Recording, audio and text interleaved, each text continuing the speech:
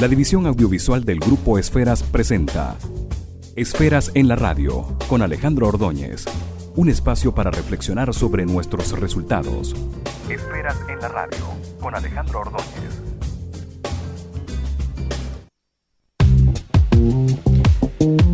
Muy buenas tardes, agradecido con la vida una vez más por esta oportunidad. Para mí es un privilegio compartir con todos reflexiones sobre nuestra vida, sobre nuestros aprendizajes y cómo disfrutar el proceso para alcanzar resultados. Yo soy Alejandro Ordóñez y estoy compartiendo con ustedes Esferas en la Radio.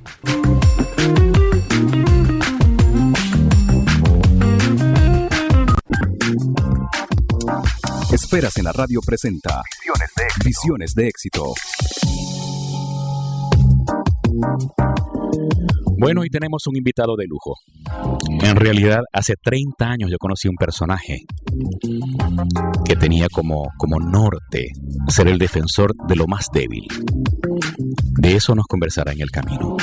Es un personaje que ha tenido muchísimos reconocimientos, pero básicamente su gran éxito ha estado en que se ha convertido en el estandarte del idioma y su defensa. Él ha publicado 31 libros, muchos de ellos éxitos editoriales, con más hasta 8 ediciones, Barbarismos y Solecismos, 3 ediciones, Ortografía del Español, 6 ediciones, Tu nombre, ¿sabes lo que significa? Con 4 ediciones, Precisiones lexicales con 6 ediciones, Problemas de la acentuación, 7 ediciones, El verbo haber, 7 ediciones, El gerundio, 6 ediciones, Mejore su expresión, número 1, 6 ediciones, Mejore su expresión, y así por el estilo hasta convertirse en toda una leyenda en el mundo de aquellos que están en contacto con el lenguaje, con el idioma. Así que para mí es un privilegio presentarles a ustedes, audiencia de Esferas en la Radio, a un personaje que para mí es una leyenda. Me refiero a Tito Balsa Santaella. Bienvenido, Tito. Muchas gracias, Alejandro. Soy aquí a la orden de mi pueblo. Tito Balsa Santaella en realidad se llama Antonio. Pocos saben eso. Todos lo conocen como Tito Balsa. La primera pregunta es sencilla. ¿Quién es Tito Balsa Santaella? Bueno, primero un hombre sencillo, un hombre humilde. Pero lo que no suele saber la gente de mí es que soy campesino. Que nací en un campo a 60 kilómetros del pueblo más cercano. Que nací rodeado de analfabetos. Mi padre apenas tenía segundo grado de instrucción primaria y mi madre era totalmente analfabeta. Pero en mi casa se respiraba un ambiente de cultura, porque mi padre, con segundo grado de instrucción primaria, era un hombre culto. Pero el ambiente era totalmente de muy baja formación, de muy baja capacidad. Anécdota. Yo quise mucho a mi padre y mi padre me quería también entrañablemente. Yo lo acompañaba para donde quiera. Fue a una gallera y allí estaba yo a su lado, un niñito. Un niñito sería de 5 años, de 6 años. Cuando llegó la hora de hacer la lista para poder pelear los gallos, no había quien supiera hacer la lista. Y fue mi hermano Manuel, hermano mayor, quien sacó una pluma y hizo las 2 listas, la de este gallo y la de aquel gallo. A mí me pareció aquello lo máximo. Y le dije a mi padre allí, yo quiero ser como Manuel. Yo quiero también saber leer y escribir y tener mi pluma. Bueno, mi padre se preocupó por eso, pues. Llevaba institutrices para que nos enseñara, pero no lograban pues apegarse al campo, hasta que papá tomó una decisión. Papá tenía bastante medios económicos. Tomó una decisión, fundar su propia escuela. En efecto, hizo un pequeño edificio y contrató a una maestra para ello. Recuerdo la experiencia con la maestra. Cuando ya tomamos bastante confianza, ella llegó a decirme lo asustada que estaba cuando hablaba con mi padre. La primera pregunta que mi padre le hizo es: señorita, ¿usted conoce el método Lancaster? Y entonces la muchacha ni había oído eso nunca. El método Lancaster es un método que permite a un maestro manejar varios cursos, varios grados. Se trata de esto. La maestra, por ejemplo, se ocupa de los muchachitos de tercer grado. Los de tercer grado se ocupan los de primero, los de segundo se ocupan de primero y así. Precisamente cuando yo estudiaba segundo grado, ya tuve mi primer alumno. El alumno era un hombre de 18 años que no sabía ni leer ni escribir. Así comenzó mi vocación de maestro y así comencé a ser llamado maestro. Ese señor me llamaba mi maestrico. Bueno. ¿Y eso fue en el estado Guárico? En el estado Guárico, esa es Salaza del estado Guárico. O sea, la gente dice que yo nací en Salaza, está bien, pero porque Salaza es el municipio, pero yo nací a 60 kilómetros en un campo llamado Agua Negra. Un ambiente histórico, Agua Negra, sí. Allí se dio una batalla, se dieron unas escaramuzas, pero sobre todo aparece en la autobiografía del general Páez. El general Páez dice en su autobiografía: si para entrar al paraíso se me pidiera una gota de sangre pura, iría al vecindario de Agua Negra y le sacaría sangre a una regordeta muchacha de apellido Arbeláez.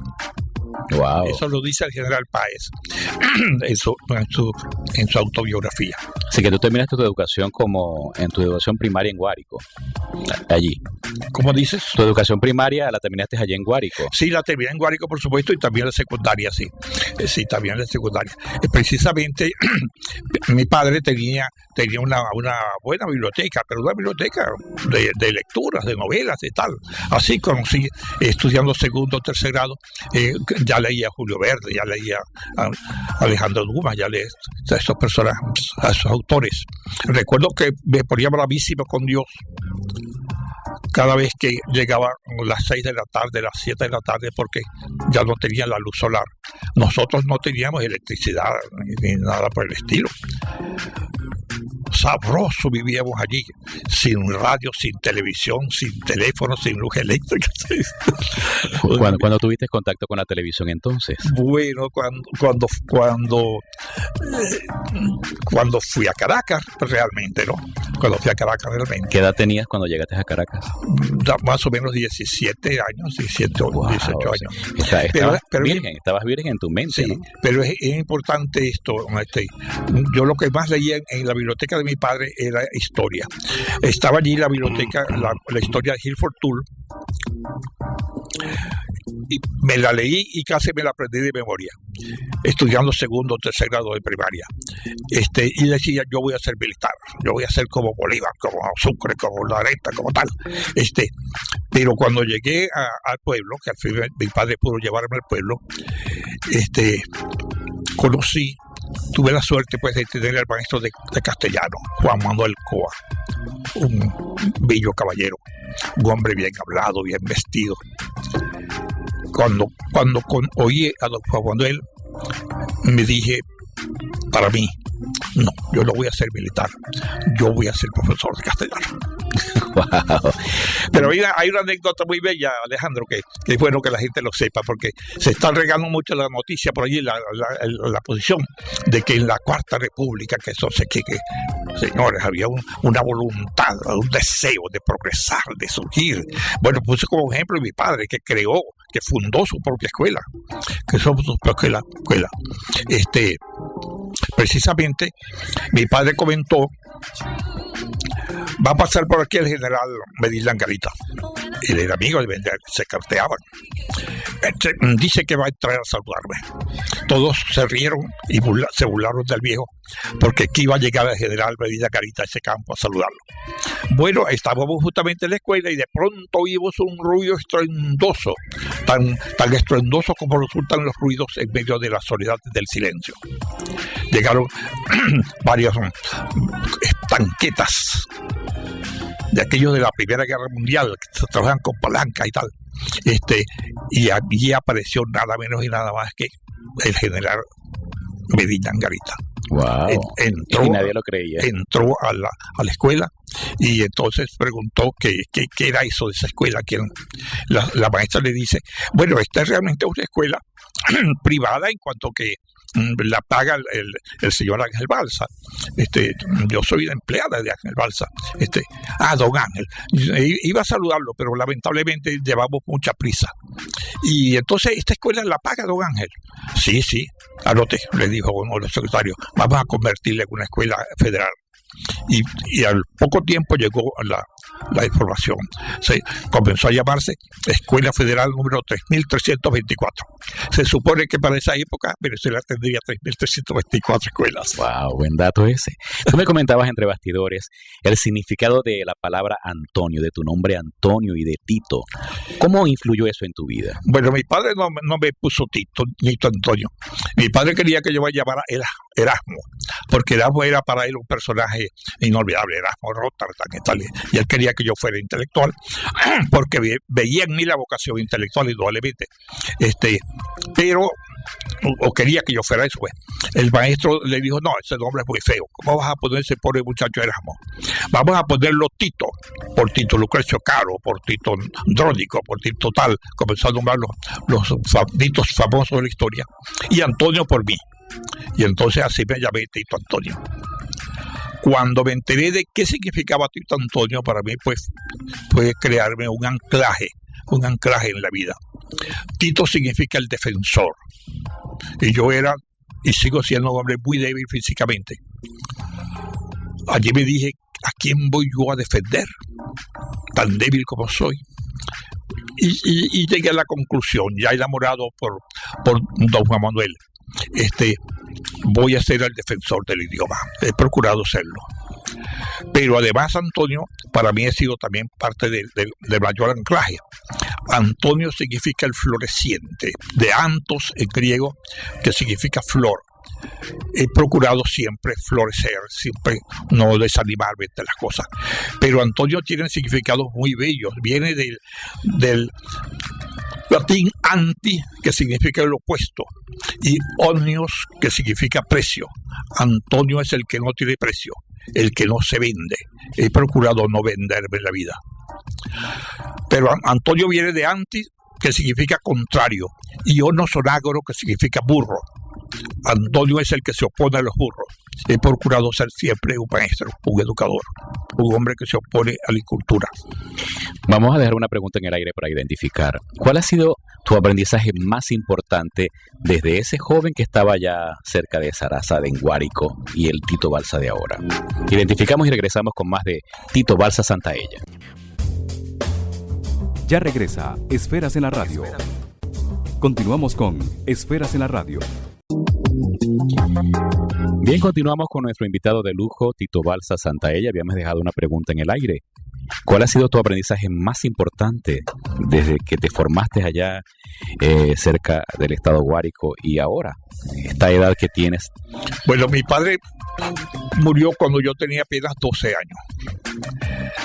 Gracias a Dios, yo tuve la suerte de que mis maestros se enamoraban de mí, porque era disciplinado, porque era estudioso, porque era serio. Recuerdo que el director me llamó y me dijo, no vas a dejar los estudios. Y él, que era un hombre bastante acomodado, me empleó como un empleadito suyo. Así pude hacer el bachillerato. Y luego me fui al pedagógico con mucho sacrificio. Para mí el pedagógico fue un gran descubrimiento, el pedagógico de aquella época. Imagínense pues que allí nada menos y nada más oí a María López González, a Ángel Rosenblatt, a Pedro Pablo Barnola y a otros maestros de esa categoría. Quiero hacer énfasis en estos dos personajes, Pedro Pablo Barnola y Ángel Rosenblatt, dos grandes filólogos. Y por supuesto, allí me enamoré de la filología. De tal manera que creo que ese fue para mí el gran impacto, lo mismo que haber sido durante 4 años alumno de don Eduardo Criba, uno de los mejores críticos literarios del país. Pedro Salinas publicó su teoría hace ya un tiempo sobre el neoanalfabetismo funcional. ¿Qué opinas tú de la situación actual? Sobre todo de los maestros, ¿no? Se está dando mucho, lamentablemente, porque es eso, la persona se sienta en los pupitres de la universidad y al cabo de cierto tiempo pues recibe un título de doctor. Es muy lamentable. Recuerdo haber discutido con una profesora que me dijo que el gran problema era el bachillerato, profesor de universitaria. Entonces, yo digo, bueno, el bachillerato no, desde luego, toda la educación, porque también en la universidad. No, porque es que nosotros no tenemos por qué estar enseñando ortografía ni enseñando esto y aquello. El profesor, el maestro enseña en el nivel que sea, en cualquier momento. Entonces, precisamente me dijo, imagínate que hace poco presentó un muchacho una tesis y tenía 57 errores, lo aplacé. Y entonces el muchacho vino y me dijo, profesora, pero las ideas las ideas están bien y tal, pero que no usted sabe expresar, chico, no tiene ortografía. Entonces me denunció, me llamaron de la dirección de tal, y entonces me hicieron aprobar al muchacho. Porque justamente yo le dije, chicos, si estamos preparados, no lo deje pasar. Ya no se puede, porque ahora todas las leyes, dígame ese alumno, Dios mío, cuánto daño está causando. Ahora, ¿qué le recomendarías tú a la audiencia de Esferas en la Radio?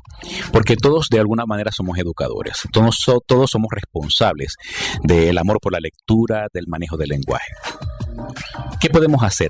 ¿Qué puede hacer el ciudadano de a pie, los padres que tienen a sus hijos allí de pronto viviendo esta situación para mejorar el uso y manejo del lenguaje? Bueno, hay que entender que el educador no es solamente el maestro, sino que los padres deben ser educadores.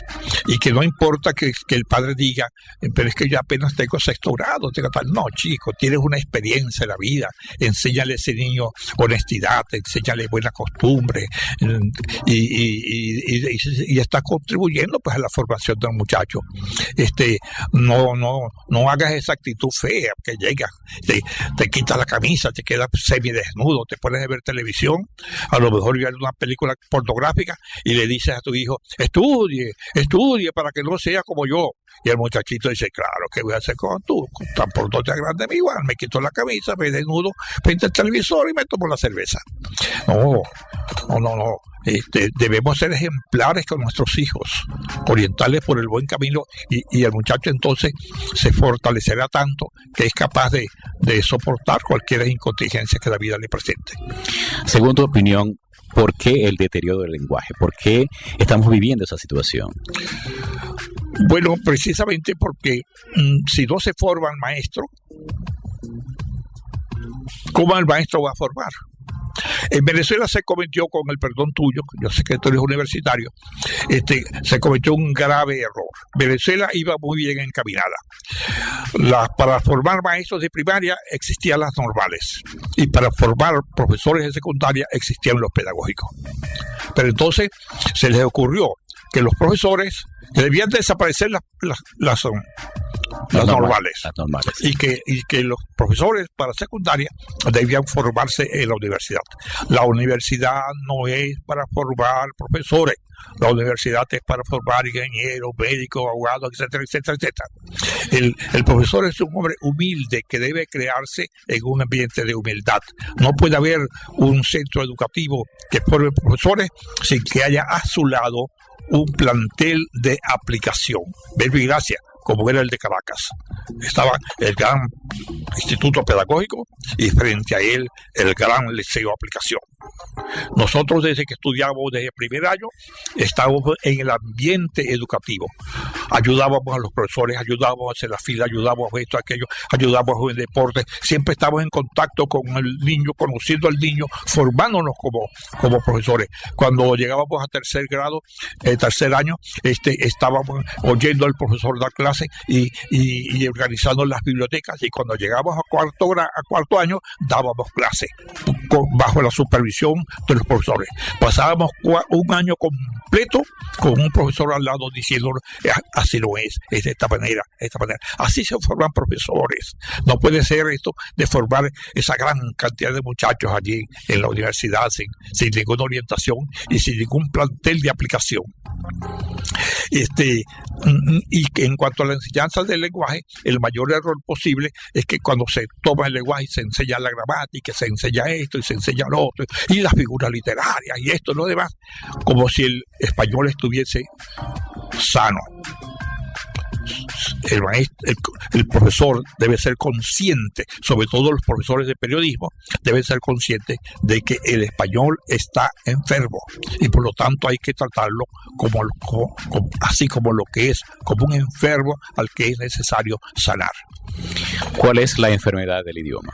Bueno, el daño que se ha causado por descuido, la cantidad de barbarismo que surge por allí. Allí está mi libro, Barbarismo y Solecismo. Es el primero que escribí con una gran devoción, con una gran dedicación. Barbarismo y solecismo. Barbarismo son las barbaridades, los errores que se cometen en el uso de la palabra. Y solecismo, los errores que se cometen en la expresión. Especialmente en mi libro Solecismo, yo trato de los errores que se cometen en el uso de la preposición. Vamos a identificar, y la próxima parte quiero que enfoques cuáles son los errores que tú con más frecuencia has percibido en el uso y manejo del lenguaje. Bien, por supuesto, no podíamos terminar la entrevista sin entrar en el uso y manejo del lenguaje. Quería revelar la semblanza particular de Tito Balsa que me enamora tanto en su forma de ver la vida, de su humildad. Un campesino que fue formado y justamente su trayectoria está en función de convertirse en el estandarte, en el guerrero de la cosa más débil que era el idioma. Ahora sí entramos en materia de tu especialidad. Cuéntame cuáles son los errores que tú con más frecuencia percibes en el uso y manejo del lenguaje. Bueno, yo soy un testigo de excepción del deterioro del lenguaje. Como se sabe, yo no soy escritor, no soy novelista, no soy poeta. Soy erudito, un hombre dedicado constantemente al trabajo. Precisamente me di a la tarea de fijarme, observar los errores que la gente comete al hablar. Para eso precisamente logré hacer una colección de 2.400 errores corrientes en la lengua. De tal manera que de allí salieron mis dos libros. Mejor es su expresión número 1 y mejor es su expresión número 2. Entre los dos recogen 2.400 errores comunes debidamente corregidos.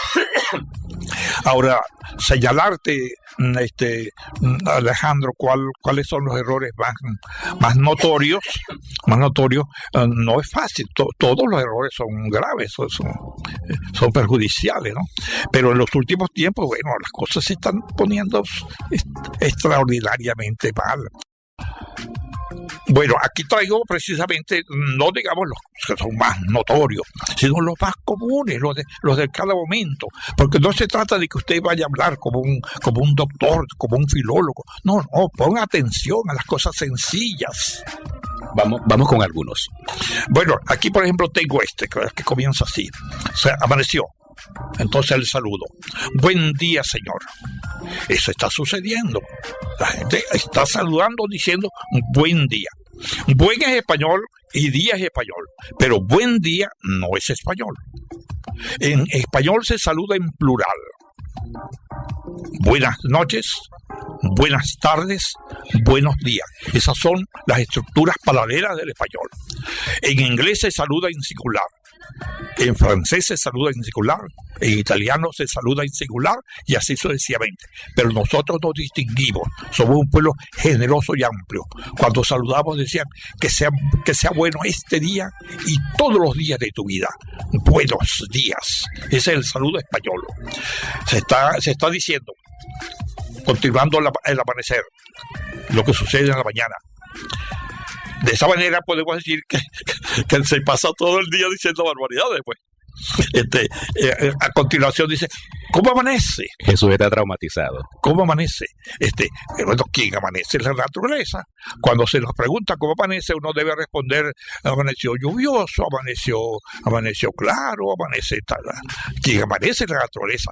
Ahora, el verbo amanecer, que es un verbo impersonal, en una segunda acepción, significa estar o hallarse una persona o cosa en una determinada circunstancia cuando aparece la luz solar.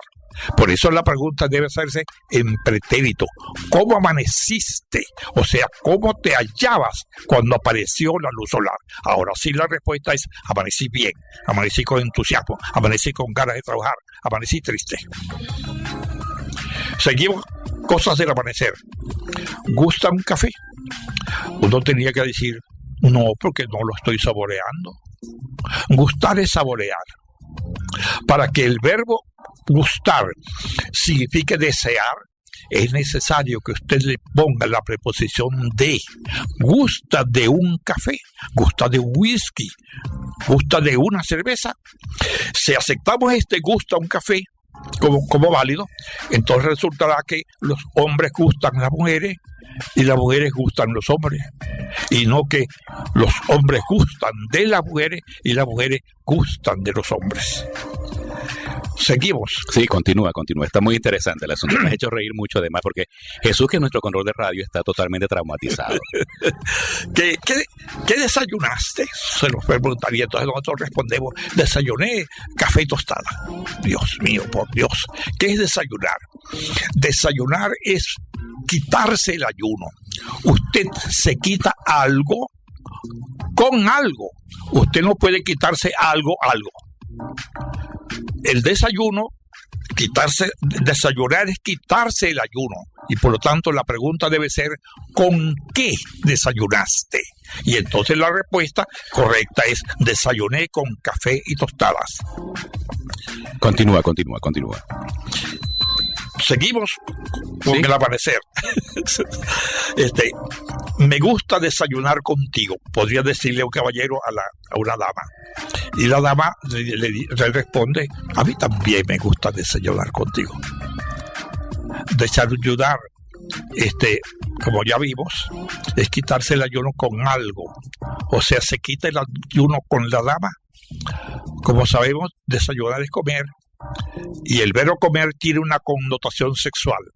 ¿Qué debería decirle la dama a un caballero que no es su marido ni es su amante y que le dice, me gusta desayunar contigo? Debería darle una cachetada. Tú a mí no me comes, tú a mí no me estás comiendo. Pero lamentablemente dejamos pasar todo esto como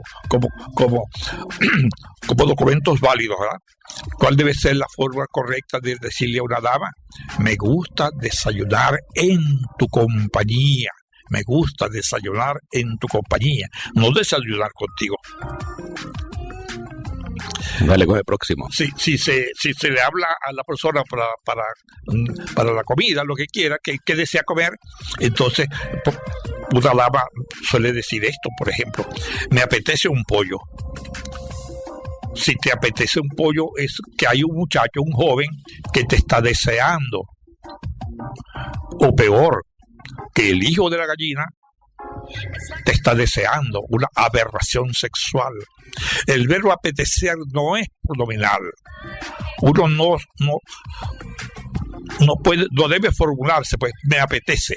El verbo apetecer no es pronominal. Diga usted, apetezco un pollo. Deseo un pollo, apetezco un pollo. También es un verbo transitivo, apetezco algo, pero también se formula como intransitivo. Algo apetece, cuando algo resulta atractivo. De allí precisamente viene el adjetivo apetecible y todo lo demás. Una sopa apetece, una sopa resulta apetecible. Seguimos acá con muchos ejemplos de los que interesa mucho resolver. La escuela, por ejemplo. La maestra dice, ese niño tiene buena ortografía, ese niño tiene mala ortografía. La ortografía no puede ser ni buena ni mala. Ortografía es una palabra de origen griego. Ortos significa correcta, correcto, y grafé significa escritura. Esa palabra es una palabra llena, suficiente. Usted no tiene por qué ponerle arrebiates. El niño tiene ortografía o no tiene ortografía. Si usted quiere decir de un niño que no tiene ortografía, hay una palabra ya también determinada, cacógrafo. Es un niño cacógrafo, un niño que escribe mal. Se ve mucho esto en los comercios, en los ambientes, sobre todo en los restaurantes y en los sitios. Brindamos una atención personalizada. Señor, el verbo personalizar no significa lo que quiere usted significar. que es personalizar. Personalizar es hacer que las cosas inermes tomen vida. Personalizar es lo que sucede en la fábula, donde, por ejemplo, un escritor pone a hablar a un árbol o pone a hablar a un animal. ¿Quiénes personalizan? Los artistas, por supuesto, cuando representan a un personaje histórico. Por ejemplo, fulano de tal, el artista tal, personaliza a Bolívar en tal sitio. Señor, para lograr esa expresión, lo que usted quiere decir, diga, brindamos una atención individualizada, particularizada, que es lo que usted quiere decir. Hay documentos famosos y tan famosos que entonces han contribuido al deterioro de la lengua. En México, un gran poeta escribió un poema precioso titulado El día que me quieras. Ese poema fue tan famoso que llegó hasta a la Argentina. En la Argentina, el músico Lepera le puso ritmo de tango y luego lo cantó Carlos Gardel, y de allí que ese tango se volvió famosísimo, El día que me quieras. Y por supuesto sembró el error, ¿verdad? No se quiere el día, se quiere en el día. No se quiere la noche, se quiere en la noche. Lo correcto en español es el día en que me quieras y no el día que me quieras. Que dirá Carlos Gardel del tango. Bueno, esto se ve mucho en las invitaciones para entierro y cosas esas. Ha muerto fulano de tal, quien en vida fuera, claro que tenía que ser en vida, iba a ser cuando estaba muerto. Ha muerto fulano de tal, quien en vida fuera.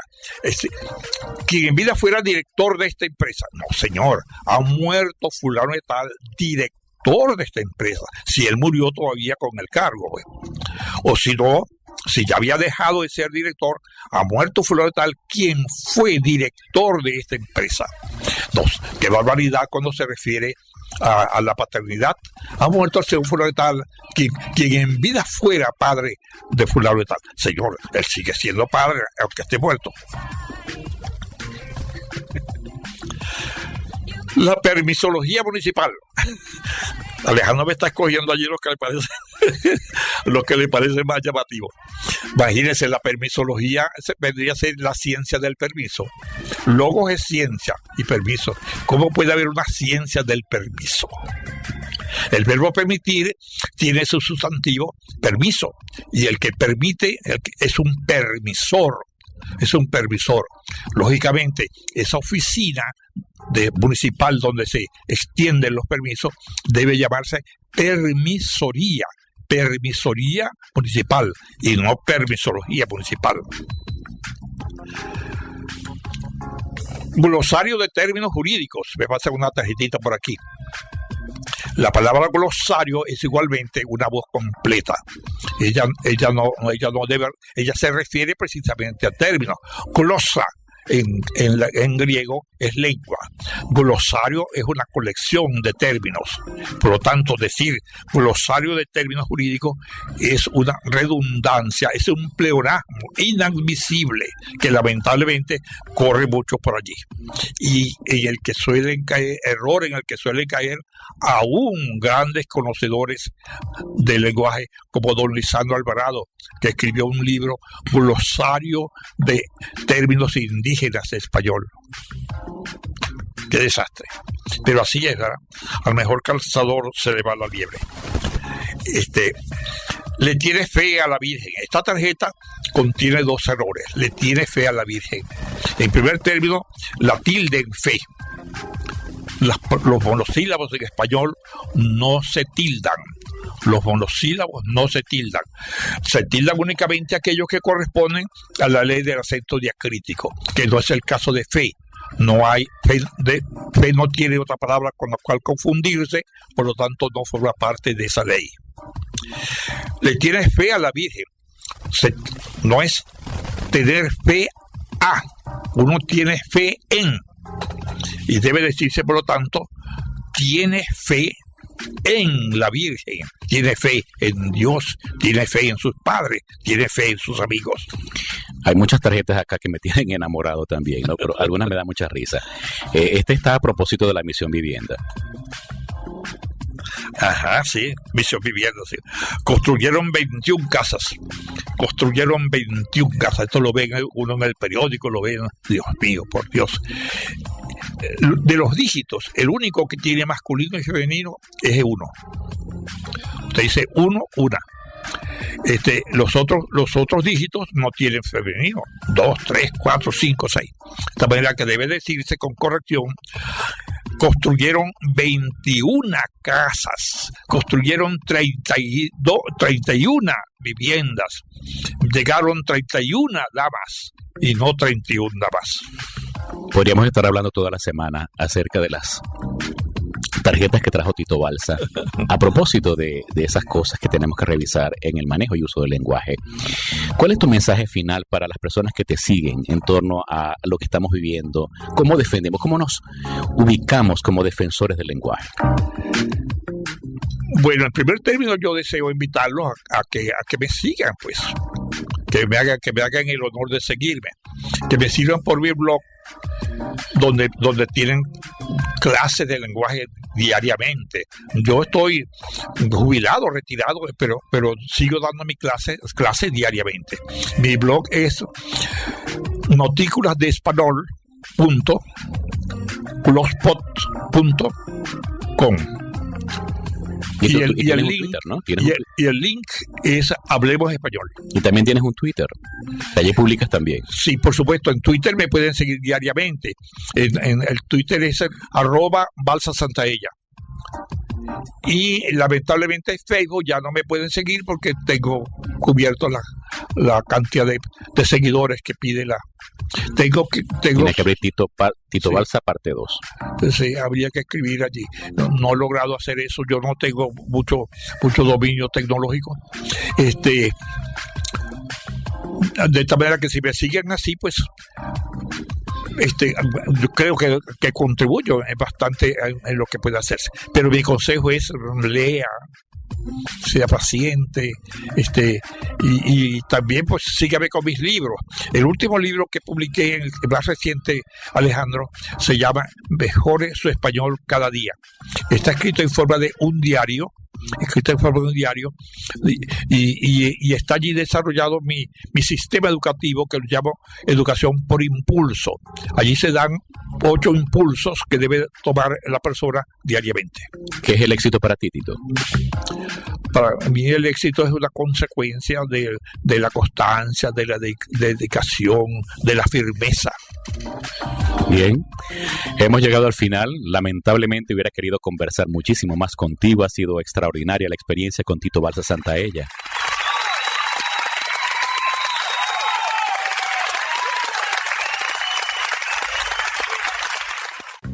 Recuerda lo siguiente: diseña un inventario de tus momentos memorables. Impregna a las personas de momentos inolvidables que cuando te recuerden bendigan haberte conocido. Recuerda que donde quiera que estés encontrarás lo que sales a buscar. Si buscas un milagro en tu vida, conviértete en uno de ellos. Reconoce las señales que la vida te suministra con cada evento, con cada persona, con cada situación vivida. Puede ser a través de una película, les recomiendo La Cabaña, un libro, señales que te revelan con claridad si estás en el camino correcto y lo confirmas cuando estás en paz. Siembra lo mejor de ti, consciente que por ley de causa y efecto recogerás lo sembrado, pero no de la persona en quien lo sembraste, sino cuando menos lo esperes y más lo necesites. Nos escuchamos el próximo fin de semana.